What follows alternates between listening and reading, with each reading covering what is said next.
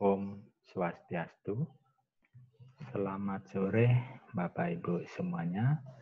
Semoga sore hari ini semua ada dalam kondisi sehat-sehat selalu. Begitu juga keluarga semuanya yang ada di rumah masing-masing. Untuk sore hari ini kita akan melanjutkan kuliah mengenai asuhan keperawatan keluarga, terutama topik yang kita akan bahas saat ini mengenai komunikasi terapeutik. Jadi komunikasi terapeutik yang kita fokuskan nanti adalah bagaimana komunikasi terapeutik pada asuhan keperawatan keluarga. Saya yakin Bapak Ibu semuanya sudah paham terkait dengan komunikasi terapeutik. Jadi untuk kali ini kita akan membahas sedikit mengenai teori tersebut, sehingga nantinya kalau ada hal-hal yang lain yang mungkin Bapak Ibu sering alami, pengalaman yang Bapak Ibu pernah lakukan, itu perlu kita sharingkan kembali sehingga semuanya akan lebih memahami hal tersebut. Jadi untuk mempersingkat waktu, barangkali ini ada 6 topik, subtopik yang akan kita bahas di dalam pertemuan kali ini mengenai komunikasi terapeutik. Yang pertama, bagaimana pengertian daripada komunikasi terapeutik tersebut. Kemudian bagaimana apa saja komponen-komponen yang ada di dalam komunikasi, hambatan-hambatan dalam melakukan komunikasi terapeutik. Kemudian bagaimana sikap kita sebagai seorang perawat di dalam melakukan komunikasi terapeutik tersebut. Kemudian teknik-teknik yang bisa kita kerjakan di dalam melakukan komunikasi terapeutik.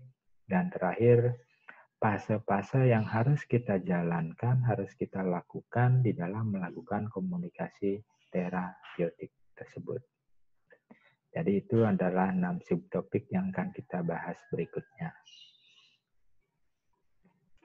Mari kita beranjak ke definisi komunikasi. Jadi, kalau kita lihat secara teori, maka definisi komunikasi itu sangat banyak bisa temukan di berbagai macam literatur. Jadi, kita akan lebih memfokuskan yang berkaitan dengan keperawatan nantinya. Ada beberapa definisi yang paling mendekati ke arah komunikasi terapeutik tersebut.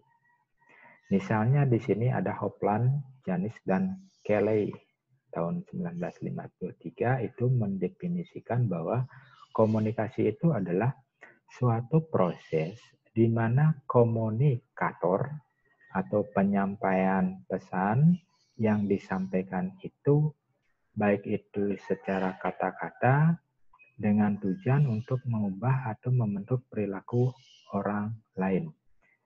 Jadi komunikator itu adalah penyampai pesan yang disampaikan kepada orang lain untuk bisa merubah perilakunya. Kalau kita kaitkan dengan kesehatan, maka diharapkan setelah orang menyampaikan pesan itu, maka orang yang menerima pesan itu bisa berubah perilakunya ke arah perilaku yang sehat. Kemudian yang lainnya ada Bereslon dan Steiner tahun 1964. Komunikasi itu adalah proses penyampaian informasi, gagasan, emosi, keahlian, dan lain sebagainya melalui penggunaan simbol-simbol seperti penggunaan kata-kata, gambar, dan angka-angka beserta yang lainnya. Jadi prosesnya itu menyampaikan informasi. Itu poin pentingnya di Bereslon. Kemudian ada Purwanto tahun 1994 menyampaikan bahwa komunikasi terapeutik itu adalah komunikasi yang direncanakan secara sadar oleh komunikator, dalam hal ini adalah tenaga kesehatan khususnya oleh perawat, dan kegiatannya dipusatkan untuk kesembuhan daripada pasien yang dirawat. Nah, jadi ini definisi komunikasi terapeutik berdasarkan Purwanto. Jadi itu beberapa definisi terkait dengan komunikasi dan komunikasi terapeutik.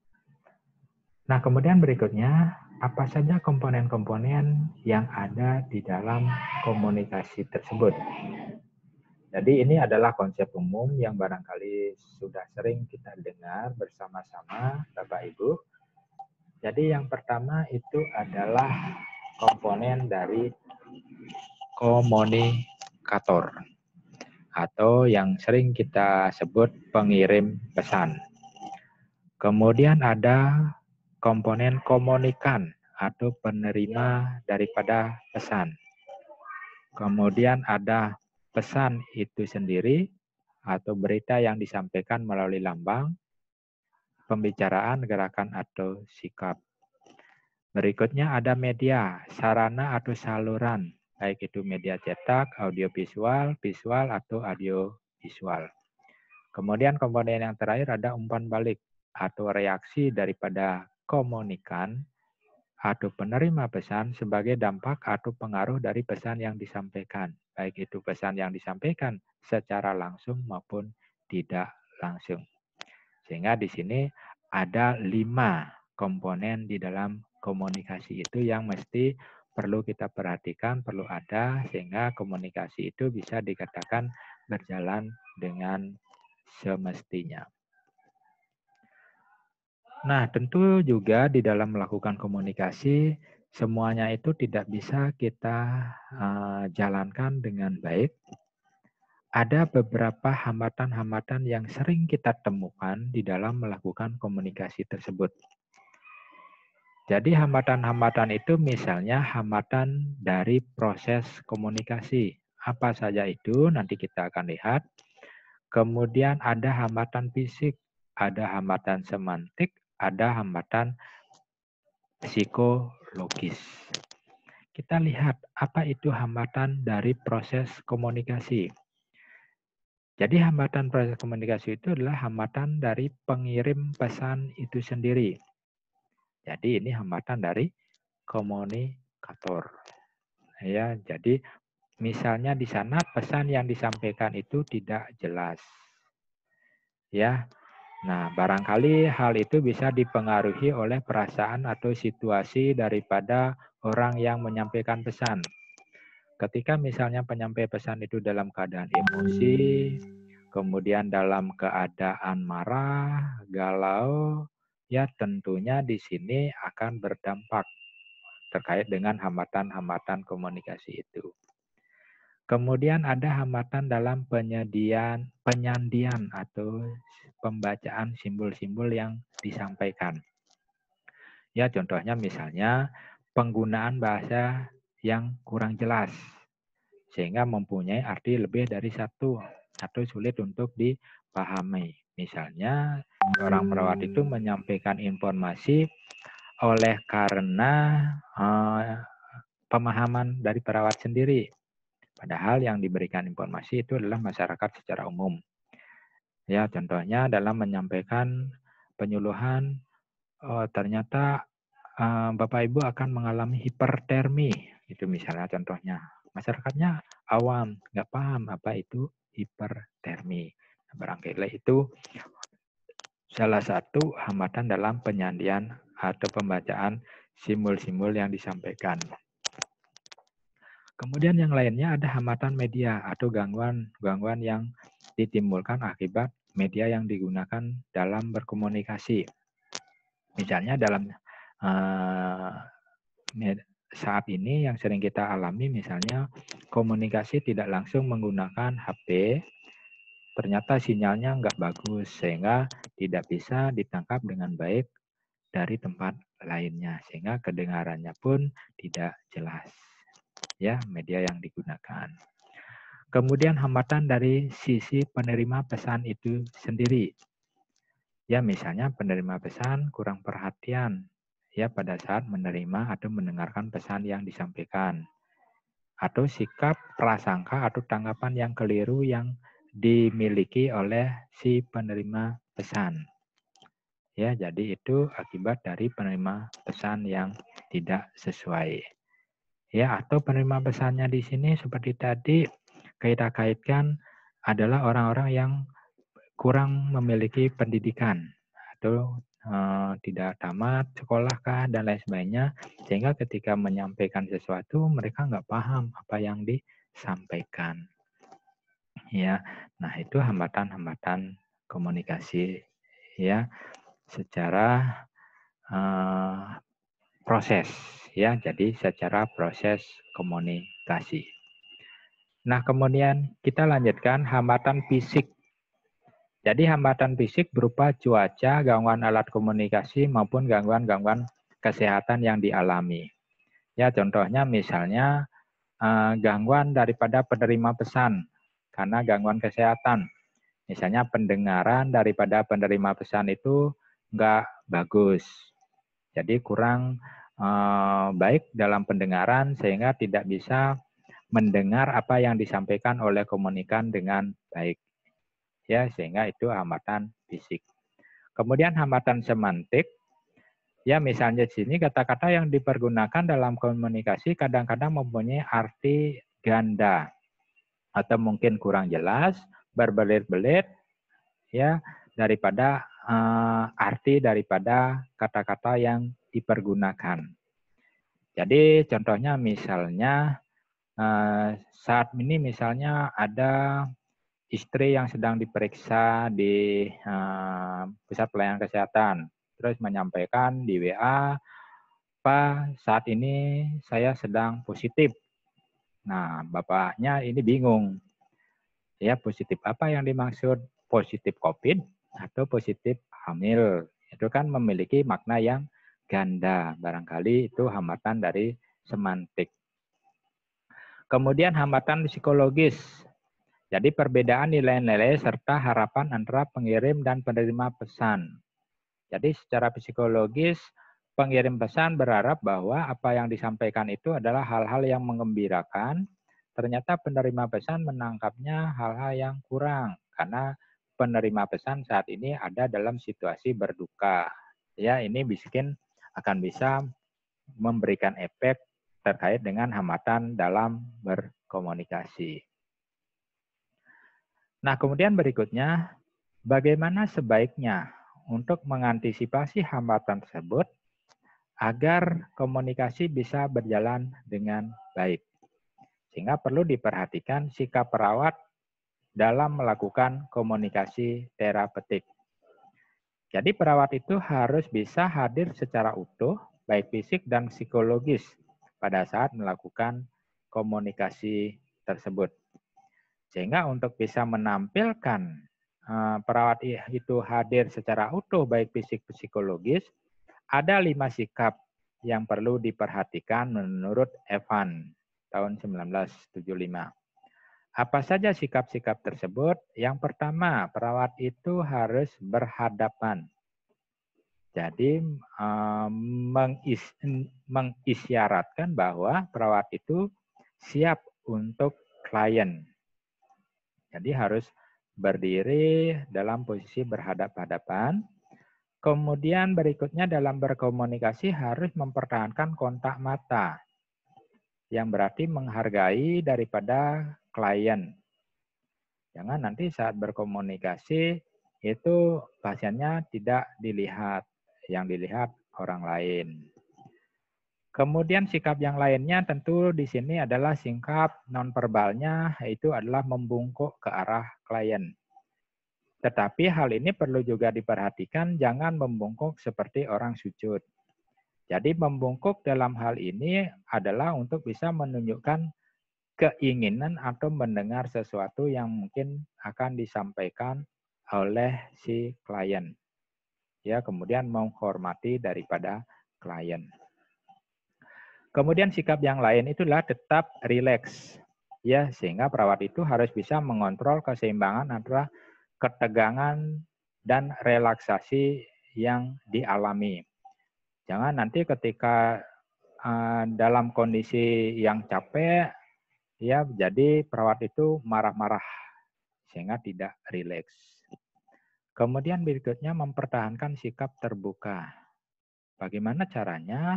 Jadi di dalam berkomunikasi berhadapan dengan klien, jadi tidak melipat kaki atau tangan ya di hadapan daripada klien kita. Jadi ini sikap-sikap yang perlu kita perhatikan di dalam melakukan komunikasi terapeutik dengan klien kita. Nah, kemudian berikutnya, bagaimana karakteristik komunikasi terapeutik tersebut? Jadi menurut Arwani 2003 ada beberapa ciri-ciri karakteristik daripada komunikasi terapeutik.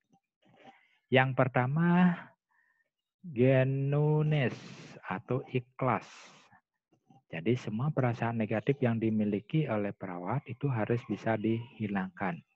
Jadi kita menganggap apapun yang disampaikan oleh klien kita itu adalah hal-hal yang memang benar. Ya, jangan menganggap itu adalah hal-hal yang negatif. Ya, seperti orang jiwa kita harus selalu berpikir positif. Kemudian berikutnya karakteristik ciri yang lain adalah empati. Sikap jujur dalam menerima kondisi pasien. Berikutnya objektif dalam memberikan penilaian pada kondisi daripada pasien. Jadi jujur, menerima keadaan, dan memposisikan diri sesuai dengan kondisi yang dialami oleh pasien. Kemudian hangat. Jadi kehangatan dapat memberikan dan mewujudkan ide-ide tanpa rasa takut. Jadi kita harus bisa membuat rasa saling percaya antara perawat dan pasien. Ketika pasien itu sudah percaya dengan perawat, dia akan merasa dilindungi sehingga dia akan bisa mengekspresikan dan menyampaikan apapun masalah-masalah yang mereka alami. Kemudian yang tidak kalah penting itu harus jujur. Ya, jujur adalah bekal untuk saling percaya sehingga dia itu akan mau menyampaikan semua hal-hal yang dialami. Kemudian tidak membingungkan. Jadi perawat harus menggunakan kata-kata yang mudah dipahami dan tidak berbelit-belit. Jangan menggunakan istilah-istilah yang memang tidak dipahami oleh klien. Kemudian bersikap positif. Jadi bersikap positif terhadap apapun yang disampaikan, yang dikatakan oleh klien saat berkomunikasi. Kemudian sikap yang lain melihat permasalahan dari kacamata klien. Jadi kita harus bisa menyadari posisi daripada klien dan kita merasakan daripada perasaan yang dialami oleh klien. Ya, nah jadi itu sikap-sikap yang perlu kita perhatikan dalam komunikasi terapeutik. Nah, kemudian bagaimana caranya melakukan komunikasi terapeutik yang baik? Ada teknik-teknik komunikasi terapeutik yang baik. Yang pertama itu mendengar. Jadi kita harus mampu menjadi pendengar yang baik, berkonsentrasi aktif terhadap pesan yang disampaikan oleh orang lain. Jadi semua panca indera kita harus kita pasang, jangan sampai nanti kita mengharapkan klien itu mengulang-ulang daripada apa yang disampaikan. Sehingga kita perlu memasang indera pendengaran kita, mendengarkan apa yang disampaikan, dan nantinya bisa menyimpulkan apa yang diungkapkan oleh klien. Kemudian teknik yang lain, penerimaan. Jadi mendukung dan menerima informasi dengan tingkah laku yang menunjukkan ketertarikan. Jadi apapun yang disampaikan, kita berpikir positif dan menerima informasi-informasi tersebut dengan baik dan positif. Meskipun nanti apa yang disampaikan belum tentu bisa kita terima hasilnya. Ya, jadi penerimaan itu bukan berarti persetujuan segala sesuatu yang disampaikan oleh klien. Jadi kita biarkan saja pasien atau klien itu menyampaikan hal-hal yang dia ingin sampaikan. Jangan kita potong, jangan kita sangkal terlebih dahulu. ya, yang nantinya setelah selesai disampaikan nanti kita akan membuat suatu kesimpulan dari komunikasi yang dilakukan. Jadi teknik tersebut perlu kita pahami dan kuasai, mendengar penerimaan, kemudian klarifikasi atau validasi, yang artinya menanyakan kembali kepada pasien atau klien apa yang tidak dimengerti oleh perawat ketika komunikasi itu berlangsung. Jadi klarifikasi untuk memperjelas hal-hal yang memang belum jelas ditangkap pada saat dilakukan komunikasi. Jangan sampai nanti apa yang disampaikan itu menjadi tidak tepat dari persepsi yang diterima, sehingga akan menjadi miskomunikasi. Itu perlu kita validasi. Kemudian berikutnya focusing. Jadi kegiatan untuk membatasi area diskusi sehingga percakapan menjadi lebih spesifik. Biasanya ini terjadi ketika kita berkomunikasi dengan para lansia. Jadi lansia itu sering sekali menyampaikan sesuatu di luar konteks yang mesti kita ingin dapatkan. Sehingga perlu kita fokuskan kembali apa poin-poin penting yang akan kita diskusikan di dalam komunikasi tersebut. Jangan ambiar, ya komunikasinya kemana-mana. Kemudian yang lainnya adalah observasi. Jadi kegiatan mengamati.